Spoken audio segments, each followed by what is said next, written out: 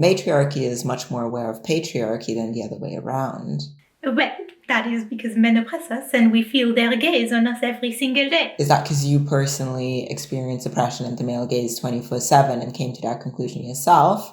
Or do you merely live in the 21st century where feminism has been around since before you were born and everyone is aware of the concept of shit men do that people find objectionable? Patriarchy by its nature operates in the public sphere. It is seen by everyone. Matriarchy operates in the shadows away from prying eyes. Men and the outgroups of the marginalized don't even realize how public they make their every move. Most movies about cishet white men are not made with women or marginalized people in mind, but we still see them. We know everything about our outgroup, but they don't know anything about us. I'd argue that invisibility in and of itself is a form of matriarchal power.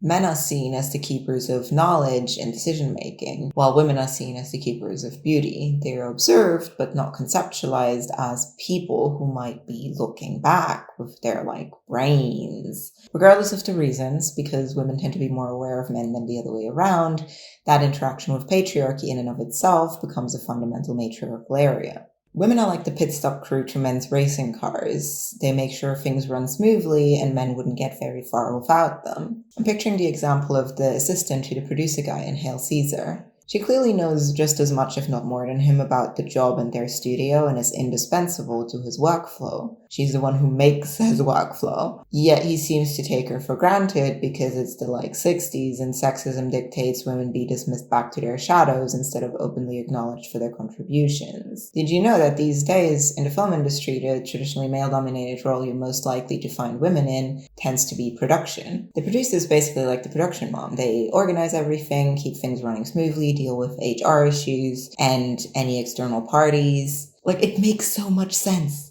that out of all the male-dominated roles in film industry, production was the one that women had the easiest time getting into with just their base gender role skills. You know what film roles there's basically no women in? Tech roles, like the ones I've picked for myself. So that's very fun for me. Personally. Admin work is female-dominated. The people I have to talk to on the phone whenever I need to make an appointment or get something sorted out tend to be women. Secretarial jobs like typists were some of the first mainstream jobs women were allowed to do back in the day, allowing them to earn their own money, which was a big deal in early feminism. But women in admin do not hold any real power. They do not make the rules. Again, with that patriarchal definition of power, do cops not hold any real power just because they don't make the laws they enforce? Does that make them innocent of any violence they do in the process? People who used to dead name and misgender me the most are women in admin. People who gatekeep me from talking to whoever's in charge and capable of changing things, and who will lie to my face to get rid of me, are women in receptions and complaints departments. Is that not real damage caused? Is that not a display of tangible power? Men aren't trained for emotional labor, so they delegate it to women and focus on what they're good at instead. Caring nurses to knowing doctors, customer-facing secretaries to business end managers. But men do not struggle to get jobs in female-dominated industries. There is successful men in all of the jobs you have mentioned so far. Fashion, dance, art, social work, admin, all of them. Meanwhile, there is often no female equivalent in male-dominated industries. You may be able to find men doing female-associated skills professionally and successfully, cooks, fashion designers, hairdressers, and so on. Yes, but the average man will often still lack the casual version of that skill, at least to the same extent as his female peers. Men are expected to be professional about whatever they do. If they're already going to engage in matriarchal skills, they better be making it their job. Also, please note that traditionally there is a fair amount of queer men found in those jobs who, as we have established, have reversed expectations put on them, making acquiring matriarchal skills more accessible to them than to straight cis men. Meanwhile, the domestic sphere and stuff like personal beauty are reversed. Men struggle there more while women excel. Yes, there is professional male ballet dancers in any ballet company, but how many boys actually go to ballet class as kids compared to how many girls? In all my 15 total years of dance school, I've seen maybe 4 cis guys, half of which were not even in my class, and the other half did jazz, not ballet,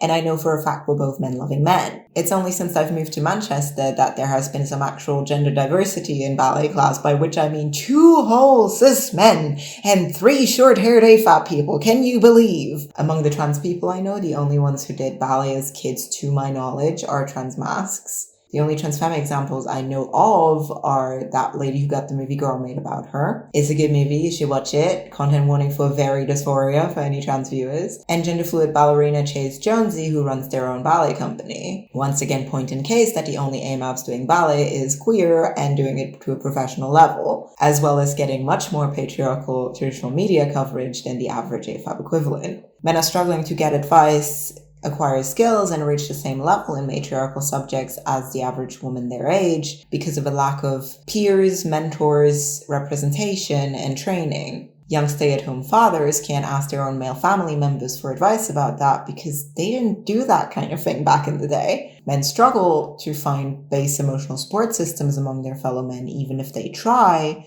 because both sides don't quite know how to emotions just yet. And the problem is, I can't do it. I can't be therapist for my mate because I don't know how to have those conversations. I'll meet my mates down the pub and I'll be like, how you doing, mate? And every now and then they'll be like, oh, mate, do you know what? I feel like every morning I wake up and I've got this like physical weight on my shoulder of anxiety and stress. And I just don't know how I'm going to make things get better, Jacob. And I'm just sat there like... More men are starting to experiment with expression and cosmetic self-care, but there's just not enough good resources to teach them the basics of like how to properly care for their skin and nails and long or curly hair, let alone doing anything fun with them. Every time Jonathan Queer has to teach a man what green stick is, a tiny part of my soul dies and we take one step closer to male liberation. Every time a streamer buys a slutty maid outfit that doesn't fit him properly, a tiny part of my soul dies and we take one step closer to male liberation. Every time H&M puts something pink and fluffy in its men's section and then decides to slap an edgy cartoon on it to ruin it enough for straight male consumption, a tiny part of my soul dies and we take one step closer to male liberation. Nail polish is probably the most common version of this pattern that I've been seeing around. The look is usually messy, only one color, on very short nails, often already peeling in places, no base coat, no top coat, no redoing it when it starts to look messy, just barbaric single layer savagery. Nail polish is fairly accessible compared to other beauty products. Makeup is much more complex and therefore has a higher bar of entry,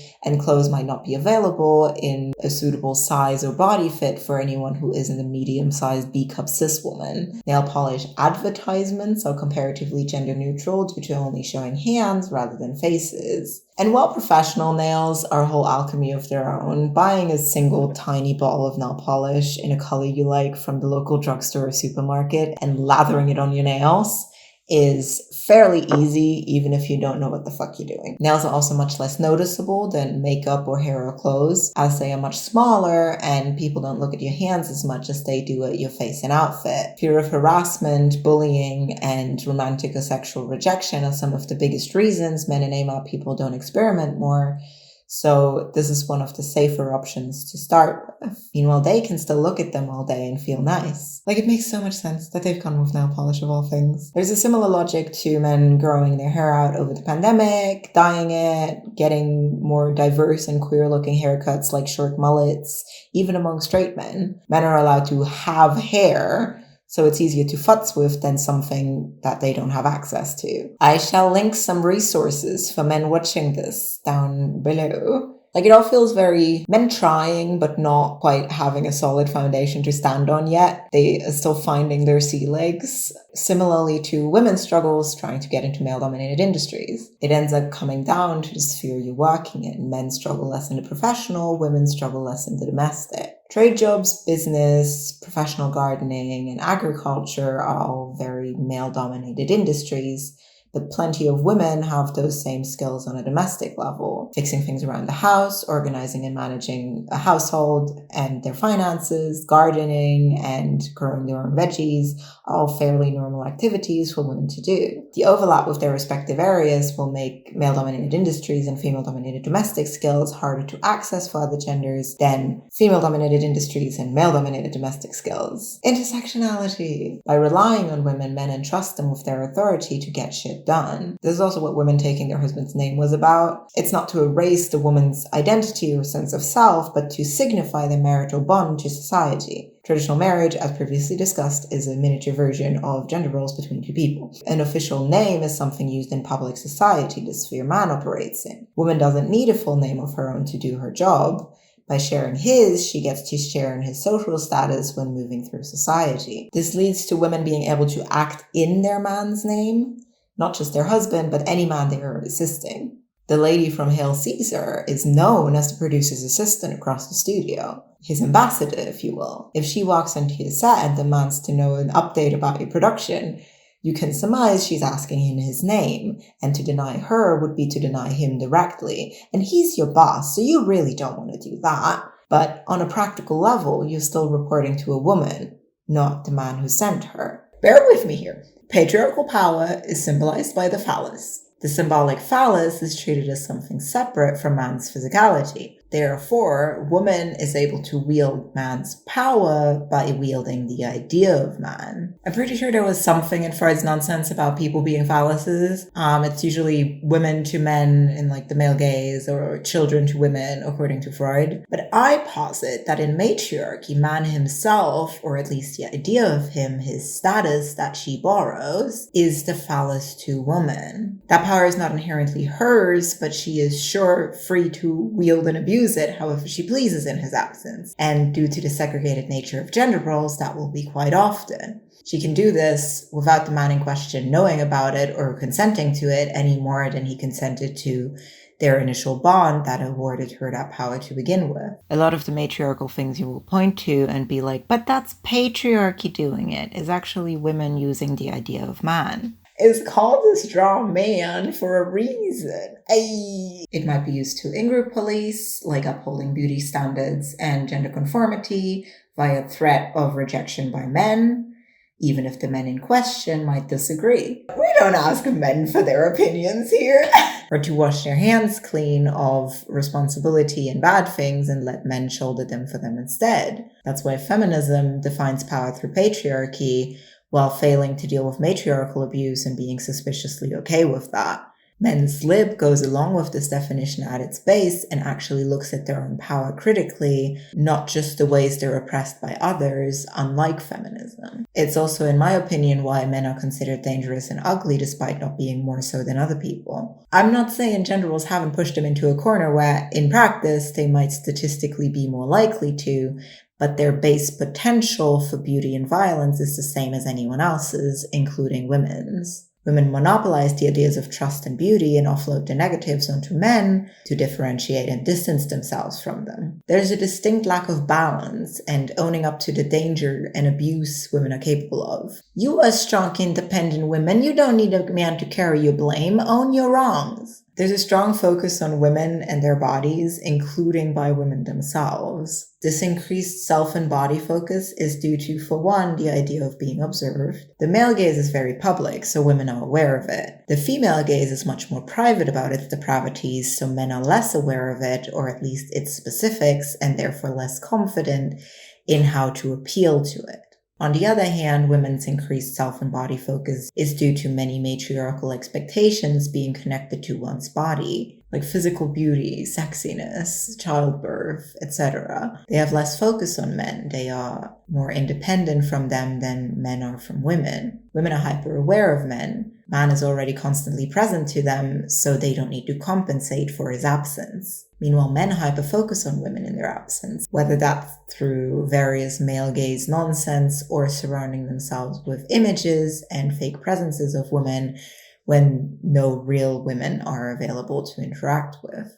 The traditional having your darlings pick with you in the war, or porn stashes, hot ladies in your video games and your animes, body pillows, fleshlights, but also naming various tool haberdashery to evoke female anatomy, or having the radio play pretty singers' voices while you work in your sad little warehouse. I could go on. My electrician lads would talk about women they're interested in or dating all the time, but the only times I would hear my ballet ladies even mention their boyfriends or husbands was if they happened to be relevant to something else they were talking about that happened in their life. Man's just kind of there. It's not about him. Or those manosphere idiots who will complain about women not wanting them, like, my neons, you're sounding kind of submissive and breedable there, bud. Very dependent on women's approval to validate our masculinity, are we? Men who don't interact with women seem very lonely to me, I guess, is my observation. They, once again, make me sad.